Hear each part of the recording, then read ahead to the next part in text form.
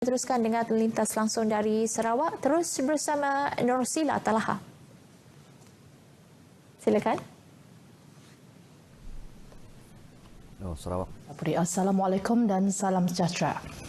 Pelancaran kempen When Active Living Cakes WALK sempena sambutan Hari Kesihatan Sedunia yang diadakan di Limbang menjadi platform membudayakan gaya hidup sihat. Selain pameran kesihatan, kaunter khidmat konsultasi pakar juga dibuka sebagai tempat rujukan sekiranya timbul keraguan berkaitan kesihatan. Pengarah Hospital Limbang, Dr. Nanta Kumar anak lelaki Tirunavukarasu menyeru masyarakat di daerah itu mengambil bahagian untuk menjayakan program memandangkan ia dianjurkan secara besar-besaran. Menyifatkan penganjuran program itu bertepatan pada masanya, Dr. Nanta Kumar melihat keprihatinan masyarakat terhadap kesihatan harus dipertingkat melalui program-program kesedaran terutama kepada mereka yang kurang aktif. That means tengok TV banyak, PlayStation, video game, tak keluar, tak jalan, peluh pun tak keluar-keluar. So my focus is nak tarik orang yang malas tu daripada keluar rumah. Lantas ujarnya program sedemikian berupaya memberi kesedaran kepada masyarakat supaya lebih cakna terhadap sebarang penyakit yang boleh mengancam nyawa, memandangkan serangan penyakit dewasa ini tidak mengenal jantina maupun umur. Di mana kita nak push semua orang be physically active, and dengan adanya program untuk pelbagai lapisan masyarakat. Tak kira you 5 tahun pun ada program, 10 tahun pun ada program, even you are 50, 60 pun ada program untuk sesuatu. Beliau bercakap demikian ketika menjadi tetamu dalam slot Info Ekspresi di Limbang FM bagi mempromosikan program berkenaan. Program buat julung kalinya diadakan di Limbang akan berlangsung selama 2 hari bermula Jumaat ini di Dewan Suara Limbang menyediakan lebih 30 aktiviti, antaranya kem diabetes, forum kesihatan, fun run dan pertandingan senam sihat. Dijangka 1,000 orang menyertai program tersebut terutama dari Limbang dan pihaknya turut mengalu-alukan penyertaan dari lawas dan negara jiran Brunei Darussalam. Para pensyarah dan penuntut di Universiti Teknologi Mara UiTM Cawangan Sarawak disaran untuk menghasilkan kajian yang bermutu serta memberi impak kepada pembangunan negara. Menyatakan demikian, Rektor UiTM Profesor Datuk Dr. Jamil Hamali memaklumkan pelbagai kajian dapat dilakukan khususnya di Sarawak terutama dalam sektor pelancongan, pertanian serta bidang digital ekonomi untuk membantu kerajaan negeri memajukan Sarawak. Jelasnya dengan meneroka bidang-bidang itu menerusi kajian, ia dapat menghasilkan sesuatu produk baharu yang boleh digunakan untuk mendepani industri 4.0.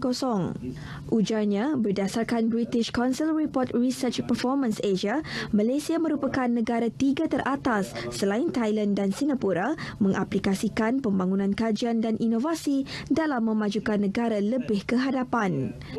Tambahnya, setakat tahun 2012 hingga 2016, Publication of Malaysian Institute Malaysia berjaya menerbitkan 133,143 jurnal yang terpilih dan berkualiti. Justeru beliau mahu para penuntut dan pensyarah UiTM bersama menyumbang penghasilan jurnal yang berkualiti dan memberi manfaat kepada negara secara keseluruhan. Beliau berucap pada majlis perasmian UiTM Sarawak Research Colloquium USRC 2019 di Kota Semarahan. UCRC yang berlangsung selama 2 hari bermula semalam memfokuskan penghasilan jurnal yang boleh diterbitkan melalui jurnal-jurnal berindeks dan juga bertaraf Scopus bagi membantu pihak UiTM Cawangan Sarawak mencapai KPI berkaitan bilangan jurnal yang dihasilkan oleh para pensyarah. Selain itu juga, ia menjadi platform kepada pensyarah baru mendapatkan pendedahan tentang jenis dan kriteria projek yang telah pun mendapat kelulusan geran. Jawatankuasa Tetap Perayaan Islam Daerah Limbang JTPIL akan memberi lebih banyak tumpuan kepada golongan asnaf untuk sambutan Aidilfitri akan datang. Ia sebagai usaha pihak jawatankuasa menyantuni dan meraihkan golongan fakir miskin dan mualaf dalam bulan Syawal. dilaksanakan oleh Timbalan pengerusinya, Awang Abdul Rahim Awang Rosli berkata, JTPIL komited merancang serta melaksana program dan aktiviti yang bermanfaat kepada masyarakat Islam di Limbang. Namun ujarnya, dalam meraikan sambutan Aidilfitri ini, golongan kurang bernasib baik tidak harus dilupakan, sebaliknya terus diraih dan dibela, tidak hanya meraikan mereka pada bulan Ramadan sahaja. Awang Abdul Rahim bercakap demikian pada Majlis Kesyukuran Aidilfitri, anjuran JTPIL di Dewan Bunga Raya Limbang. Mengulas lanjut berkenaan majlis tersebut, beliau berkata ia merupakan platform terbaik untuk menghimpunkan masyarakat Islam di daerah itu selain dijadikan medium untuk merapatkan hubungan silaturahim. Batalion ke-10 Regimen Ranger Diraja berjaya mematahkan cubaan menyeludup keluar sebanyak 280 tong gas memasak 14 kg ke negara jiran semalam.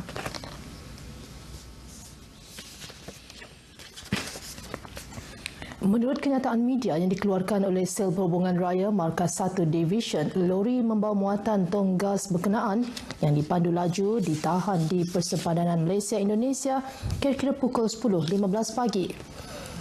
Dua lelaki warga tempatan yang merupakan pemandu dan kelindan lori turut ditahan, manakala lori berkenaan turut disita.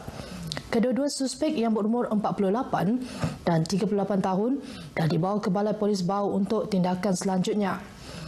Nilai rampasan tong gas memasak dan lori tersebut dianggarkan sebanyak RM139,000.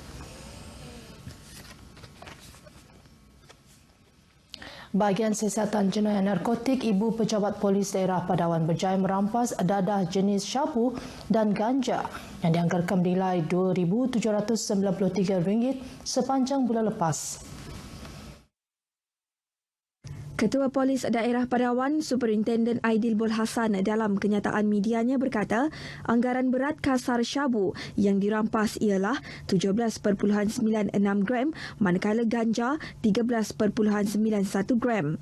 Beliau menambah rampasan berkenaan melibatkan 64 kes dan disiasat atas pelbagai kesalahan di bawah Akta Dadah Berbahaya 1952.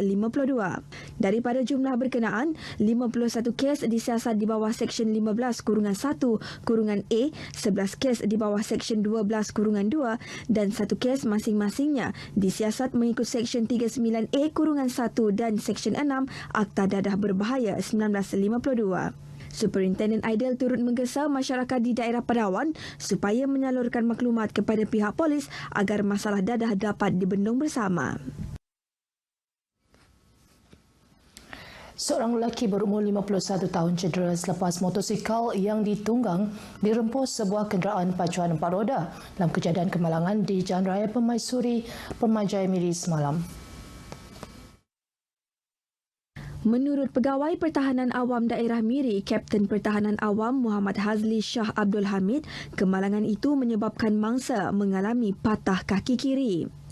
Dalam kejadian itu, mangsa yang dalam perjalanan pulang selepas selesai menunaikan solat asar di Masjid Ar-Rayyan tiba-tiba dirempuh kenderaan berkenaan semasa hendak keluar simpang yang sama dimasuki kenderaan terlibat. Kenderaan pacuan 4 roda itu dikatakan terlebih memasuki ruang jalan sebelum melanggar mangsa.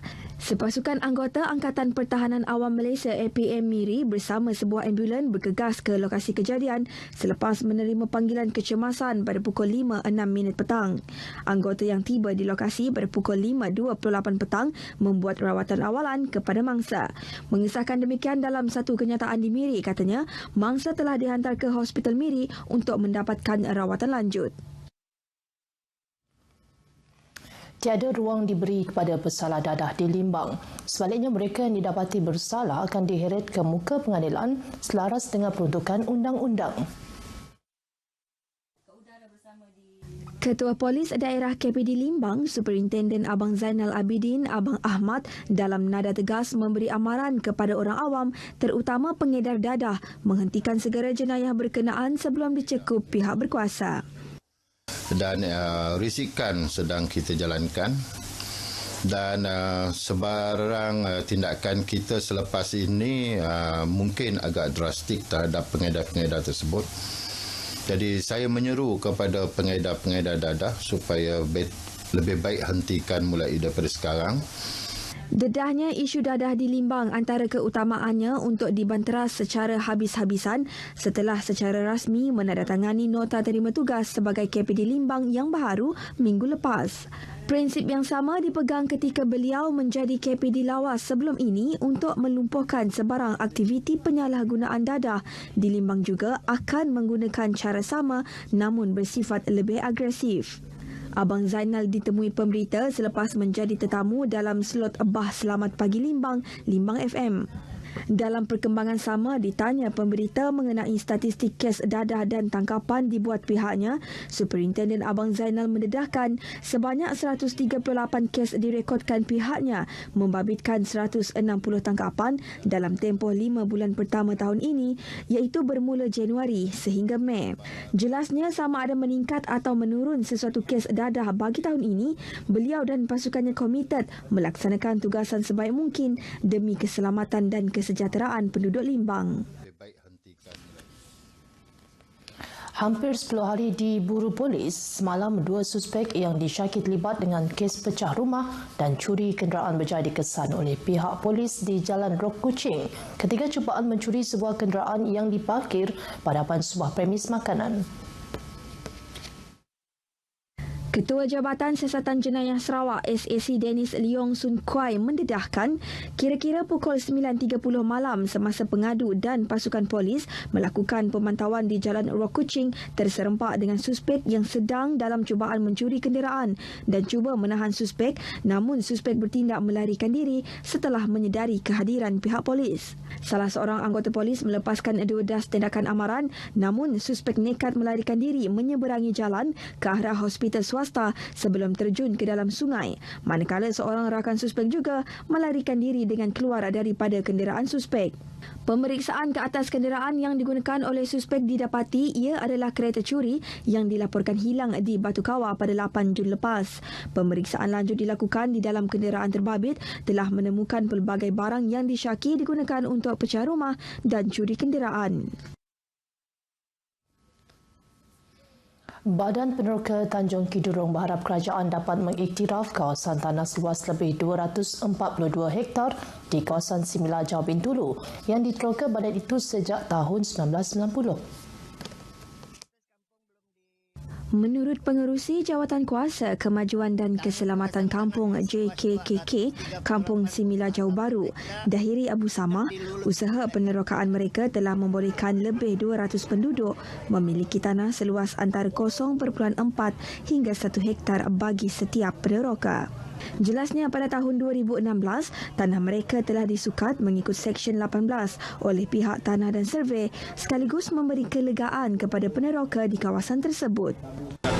Kawasan tanah yang seluas 238.8 hektar sudah diluluskan oleh pihak kerajaan untuk tujuan pertanian. Di sebalik ia kami juga akan menyerapkan kawasan itu sebagai kampung dengan menamakan kampung untuk Kampung Simila Jau Baru. Sementara itu, Si Kong Lusek, salah seorang peneroka tanah di kawasan itu, memohon kemudahan infrastruktur asas seperti air dan elektrik serta jalan kebun disediakan bagi membolehkan tanah di kawasan itu dibangunkan melalui cara pertanian moden. Jadi apa yang penting, saya rasa kita mohon supaya infrastruktur ini dan mungkin dalam masa yang terdekat kita telah berusaha untuk mendapatkan bekalan elektrik dan di samping itu juga pentingnya juga kita inginkan grid bekalan air. Si Kong Lusek berkata dengan adanya kemudahan asas itu, kawasan tersebut dapat dibangunkan melalui konsep agropelancongan sekaligus memberi nilai tambah kepada peneroka. Setakat ini dahulu berita dari Sarawak untuk N7 pagi ini. Untuk berita seterusnya, kembali bersama Fiona di Angkasa Puri. Silakan. Baik, Nursila, terima kasih untuk perkongsian langsung dari Kuching, Sarawak.